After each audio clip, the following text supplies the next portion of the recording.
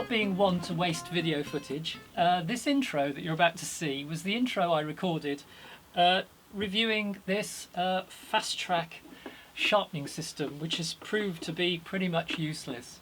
So I'm now going to sharpen this blade the proper way, as far as I'm concerned, and I'll put a quick video together of the method I use for sharpening, and hopefully I'll get a decent result with a nice square blade at the proper angle, and maybe I'll put this out as a bonus video, who knows, but here goes. Hello, I've got a new plane. Now that's a bit of a lie, because I've had this probably nearly a year and I've never used it. This is a number 5 record plane and Stanley Bailey style plane, and because I've got a number 6, a number 4, a number 3 block plane, etc., I've never got round to using this, and it's about time I sharpened it and used it. So I shall be sharpening this today, and I shall be using this new acquisition. Now that's also a bit of a lie, in that I've had this, well, I got it at the end of last year at a tool show on a special offer, although I think it still cost me £50. But it's a bit of a bundle, the fast track sharpener from Trend with a free file and a pouch to put it all in, and we'll come to that in a minute. But first of all, I just want to go through how I approach sharpening, because that will give you a bit of an idea of where I'm coming to this from. So let's have a look at what we've got here.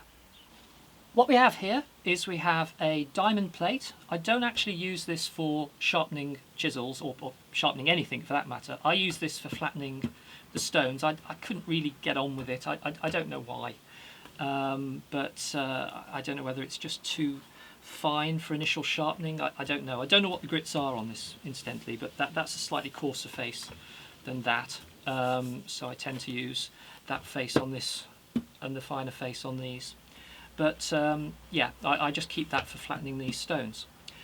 The stones I've got are Norton stones. This is 250 grit, and this is a combination stone, 1000 on this face, 8000 on this face. These are Norton wet stones. You have to keep them soaked in water. They are currently rather damp, hence the towel underneath them. So having gone from 250 to 1000 to 8000, I then go to a leather strop with some Veritas honing compound, and that gives me the finish I want. I don't tend to use this one once I've got the chisel. I tend to buy second hand all the time, so the blades I get tend to be a bit gnarly. So I do initial setup on this stone, get it at the right honing angle and hopefully a good plan shape to it. More on that in a minute. So once I'm happy with that, continued sharpening, repeat sharpening. I just tend to use these stones. I don't have to go back to this. This would only be if I hit a nail or something like that. The finish you get from this, you can see the scratches in the surface. It's that sort of coarseness. It's although it's abrasive, it's quite a soft stone, so you can really only do one chisel on here before you've got to level it again. I wouldn't want to do a chisel on here, then you do a plain blade, because I don't think I'd be able to get a square finish on the plain blade, having put essentially a dip in the middle of this with a chisel. I say dip in the middle, even though you're trying to use the whole stone during your sharpening. It's very difficult to keep it flat. So very soft, and you get this horrible sludge build up, this sort of clay substance. This is messy, and I'm not keen on using this. And fair enough, I don't have to. Once I've got that initial setup done, I can use these stones. So scratchy finish with this.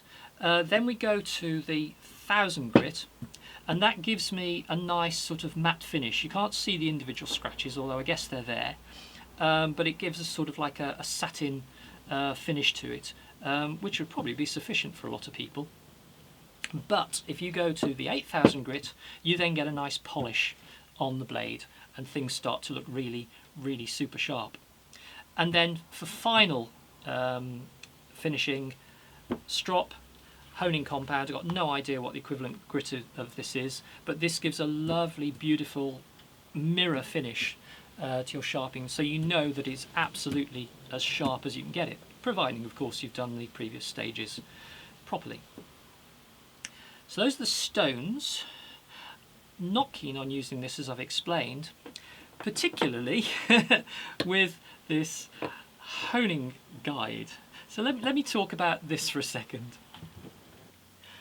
I only use this guide for the initial setup on the 250 grit plate. After that, I go freehand on the finer grits and on the strop. And of course, on the strop, you can't really use this anyway. But I struggle with this. I don't know whether it's because it's just a cheap honing guide and the tolerances aren't great. The roller wobbles. This seems to be a fairly coarse casting. I don't know what it is about it, but I struggle to get finer chisels vertical in it, so it's hard to get a square end to your finished sharpening. And I struggle to get a square end with a plain blade with this as well. Obviously it's easier to get the plain blade flat in this, although tolerances might be that it's not quite there anyway. There's a funny sort of wedge action on the sides, and I don't know whether the plain blade just doesn't seem to fit in. This side particular, it seems to be curved for some reason. I think the plain blade's supposed to sit square against that edge, and then I don't know why this is curved, but maybe it's because it wobbles. Perhaps I ought to do this on the stone instead of the strop, because that's where I would in theory use it. But maybe it's me and my technique not keeping the pressure even, or I don't know what it is about this, but I can't seem to get a square end to my plain blades, not reliably so. I always seem to have to, it seems like hard work. I measure it, it's crooked, I then try repositioning the blade, I try just pressing on the one corner of the blade while grinding it, and it just seems like hard work. Now, I mention this because maybe this is where the trend system really wins out, because I'd imagine with the trend system getting a square end to your plain blade is pretty much a given. Another aspect of the trend system though, it says on the box we've got a 220 grit and a 450 grit stone. So bear in mind that the results that this gives you, in theory, if these are equivalent grits, it gives you a finish somewhere between this stone and this stone. In other words, the finish you get from this is not the sort of finish that I'd be happy with in terms of something that's really sharp. So I'd still be wanting to use both sides of this stone and the strop after using the trend system. And I would still be doing this freehand, having set the honing angle and the plan shape on here. So that's where I'm coming from. I don't see this as an all-round sharpening system. I also wonder from this how you can grind the flat side of the blade. We'll see, maybe you can. But lovely mirror finish on that. So we'll see. I see this very much as a setup system. If you're only working with softwoods and you're not too bothered about tiny precision engineering with hardwoods, maybe this is sufficient for you, that's all you need. But for me, I would still want to be using my existing system. I just want to be replacing the mucky, dirty 250 grit and my honing guide. So that to me is the trend system. So that's where I'm coming from. If you're thinking of buying one of these, I urge you to go and watch the video that I finally managed to edit together for this, for which you've just seen the intro. The message is don't buy one of these. I couldn't get it to work. So I've got to go back to my traditional waterstones to do this, and I've realised I've broken one of my own rules with this stone, because I've just checked it and it's not flat.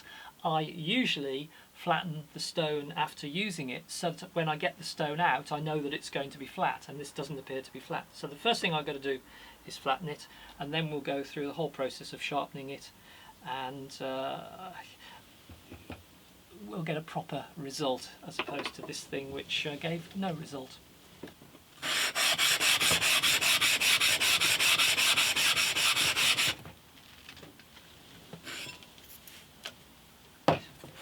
You can see the dip in the middle. The diamond stone is just getting the ends and not this middle bit.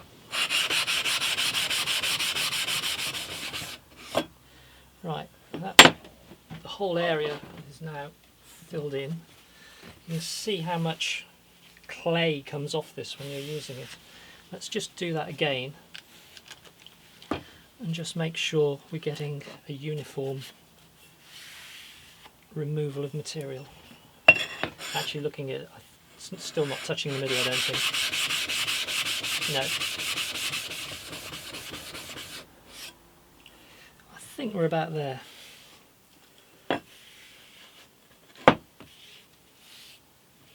Ooh. It is very messy using this stone. You get a lot of this clay material that comes off it. This is one of the reasons I don't really like using this stone. I just find it just so messy.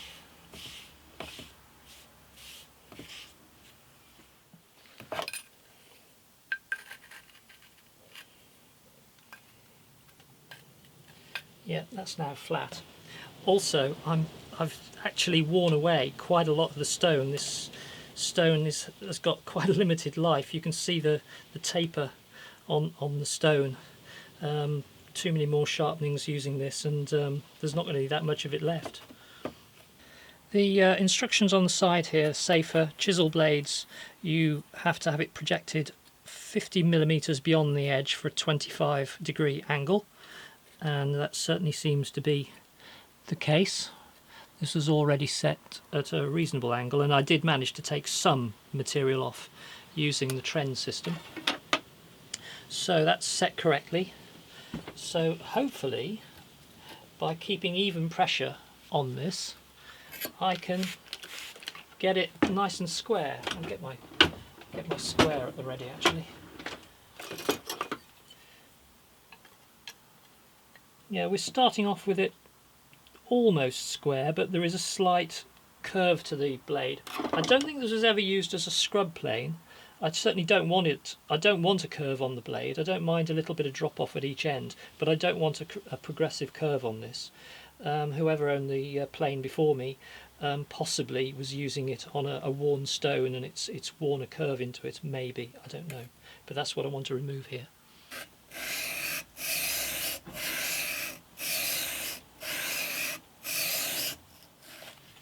Yeah, I've still got a curve.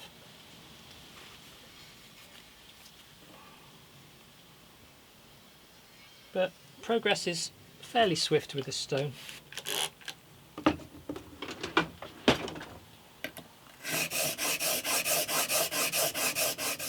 I've got a pretty good edge on this. I could leave the honing guide on this and go to the 1000 grit.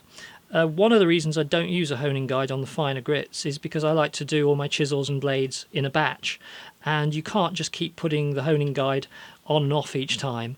Yeah, okay, you could leave the honing guide on and do 250, 1000, 8000. But I find it quicker to just do everything on the one stone, 1000, then switch to the 8000, do everything on the 8000. You can't keep swapping the honing guide over. Apart from the time it would take to swap it over, the chances of getting the honing guide in exactly the same spot again, and of course it has to be in exactly the same spot, otherwise the finer grits aren't going to be hitting the whole of the bevel. They're only going to be hitting either the front or rear edge. So it's just too much faff, as we say. Once you've got your 25-degree bevel, that's your reference. So it's easy to do it freehand on the finer grits. So I could keep the honing guide on, but let's do it how I normally do. I'll take the honing guide off and just go freehand on the finer grits. Can you see the groove I've got in this stone? Before I go anywhere else, I'm going to have to flatten this. I'm sure somebody in the comments will tell me that I should have kept twisting the stone round, I should have moved the blade across. But and yes, I should probably have realised how much of a groove I was getting, because this is a very quick way of ruining the stone. But there's not a lot you can do about it when you're taking a lot of material off the blade. I should maybe have at least rotated it, but it's a bit late now. So in flattening this, I'm just going to enhance the taper, unfortunately. But yeah, oh well.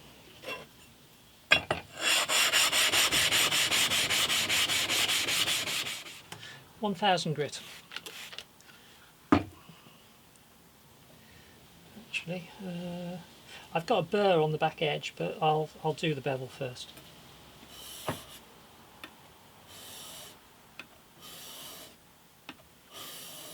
Freehand, I never go forward. I only ever go backwards. It's too easy to dig into these stones, particularly the 8000 grit one, I find.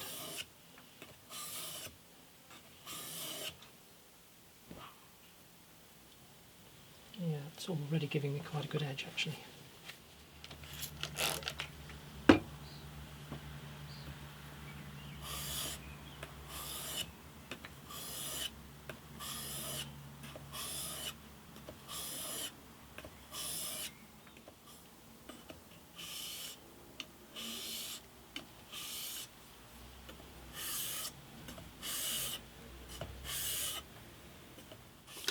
I've gone off square fractionally. I don't know whether you can see that, but I've got a slight gap at this end.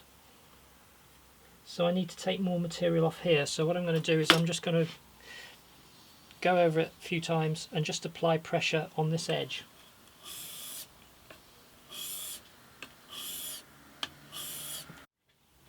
That's put me back on square.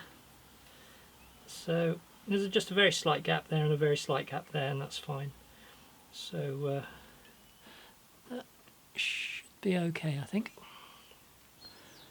So that's the finish with 1000 grit. 8000 grit.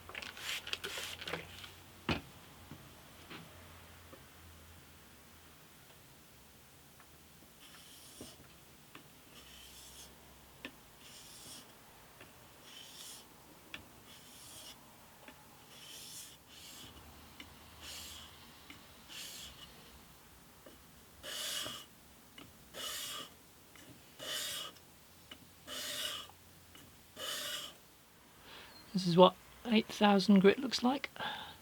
There are still some scratches from the previous grit, but my hands are starting to ache, and as a guitarist recovering from injury, that's not good.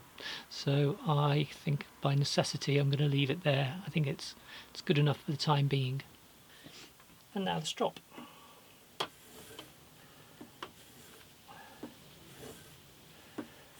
I find with this I have to be really careful not to snick the leather by sort of pulling upwards at the end of the stroke as I come back. Need to lift off, because the moment you move forward even slightly you will catch the leather, as you can see back here. In fact, I might have caught it a little bit then, but I think it didn't actually break the surface of the wax. This is the wax honing compound on the surface, this stuff.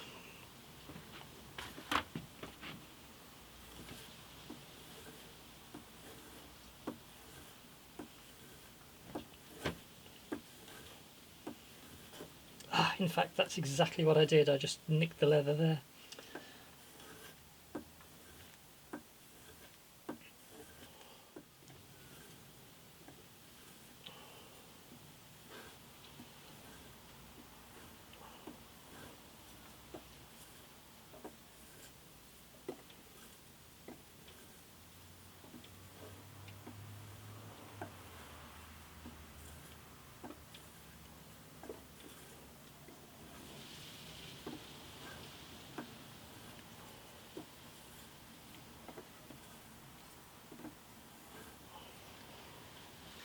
Little ritual I go through. Shiny.